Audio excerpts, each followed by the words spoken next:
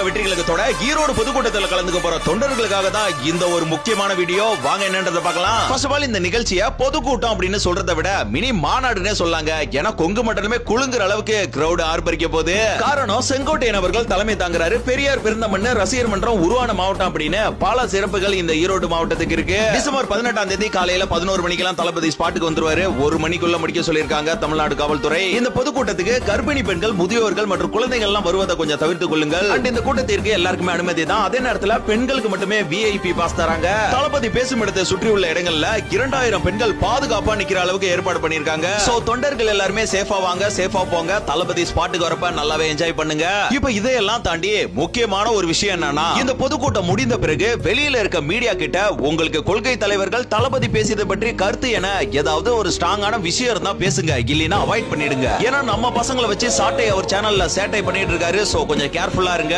இதுக்காகவே ஒரு team ready பண்ணிருக்கானுங்க. எஸ்ஐஆர்னா என்னன்னு வயசான ஆளுங்களா பார்த்து கேக்குறது, கொள்கைனா என்ன, கொள்கை தலைவர்கள்னா யாருன்னா அது தெரியாம இருக்க ஆளுங்களா பார்த்து கேக்குறது. எதுக்குடா இந்த மாதிரி பொழப்பு பொழைக்கிறீங்க? உங்களை நாங்க எப்படி சும்மா விட முடியும்? அன்பார்ந்த ஈரோடு தொண்டர்களே, குண்டக்க மண்டக்க கேள்வி கேட்கிற ஆடு கண்ணுல தென்பட்டுச்சுன்னா போட்டு பொழந்துருங்க.